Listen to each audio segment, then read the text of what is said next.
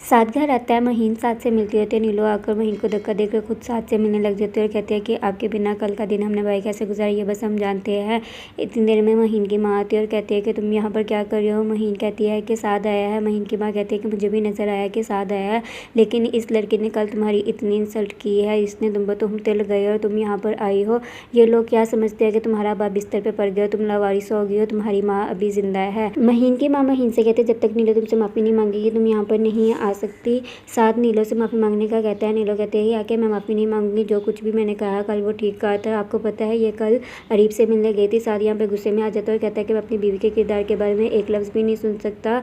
महीन की माँ कहती है कि अब सुन लिया है, अब चलो यहाँ से, और वो महीन को लेकर चली जाती है। महीन आकर अपनी माँ से कहते हैं कि आपने बहुत गलत किया है। महीन की माँ कहते हैं कि मैंने गलत किया तो वो जो सब कुछ कर रहे हैं वो ठीक कर रहे हैं। महीन कहते हैं कि इन सही बातों का भी टाइम नहीं है, बाद में करेंगे, अभी साथ को मेरी ज़रूरत है, मुझे साथ के पास होना चाहिए। वो साथ के पास चली जाती है। महीन साथ के पास आती है तो साथ पट्टी कर रहा होता है। महीन कहती है कि आओ मैं कर दूं। साथ कहता है कि नहीं मैं कर लूँगा। महीन कहती है कि मैं कोई मसीहा तो नहीं हूँ, लेकिन इतना कर सकती हूँ तुम्हारे दर्द बांट सकती हूँ।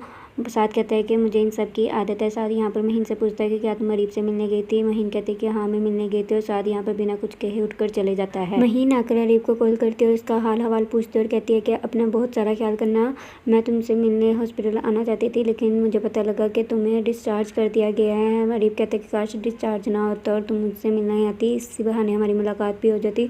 क्या तुम मुझे घर मिलने आओगे। महीन यहाँ पर कॉल बंद कर देती है और कहती है कि अपना बहुत ज़्यादा ख्याल रखना। नीलो साथ के पास आती है और माफ़ी मांगती है और कहते हैं कि मैं महीन से भी माफ़ी मांग लूँगी, लेकिन भाई एक बात याद रखिएगा, अगर हम महीन को सोने का महल भी बना देंगे वो इसको पिंजरा ही समझेगी, और जब इसको मौका मिलेगा वो फरार हो जाएगी। नीलो महीन के पास जाती है और पूछती है कि किससे बात कर रही थी। महीन कहती है कि अनाबिया से। नीलो कहती है कि लग नहीं रहा कि तुम अनाबिया से बात कर रही थी, मुझे लग रहा है कि तुम अरीब से बात कर रही थी।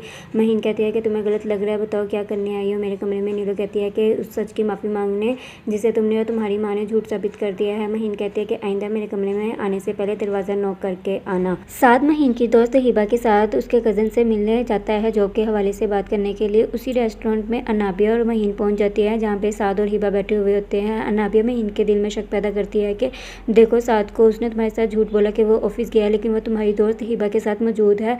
तुम इस लड़के के लिए अरीब को छोड़ रही हो जो खुद गर्लफ्रेंड्स के साथ मिलने आया हुआ है, मैं जाकर पूछती हूँ। महीन अनाबिया को मना कर देती है और कहते हैं कि चलो यहाँ से घर जाती है। तो साद आ जाता है। महीन साद से पूछती है कि कहाँ गए थे। साद यहाँ पर सच बोल देता है और कहता है कि मैं तुम्हारी दोस्त हिबा के साथ उसके कज़न से मिलने गया था, वो एक ट्रैवलिंग एजेंट है। महीन पूछती है कि कहाँ जा रहे हो, कहीं जाने का इरादा है। साद यहाँ पे बताता है कि मेरी जॉब चले गई है, इसलिए मैं सोच रहा हूँ कि कहीं चले जाऊँ।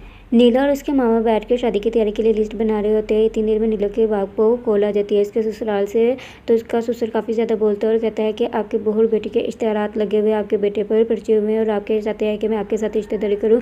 मैं अपने बेटे की शादी अब कहीं और करूँगा, आपका सामान आपके घर पहुँच जाएगा। नीलो के बाप को ये सुनकर काफ़ी ज़्यादा सदमा लगता है और वो गिर पड़ता है। नीलो चीख कर साद को बुलाती है। साद भाग कर आता है तो उसका बाप गिरा पड़ा होता है। अब ये नहीं पता कि उसका बाप मर गया है या सिर्फ अटैक हुआ है, या वो जिंदा बचता है या नहीं बचता।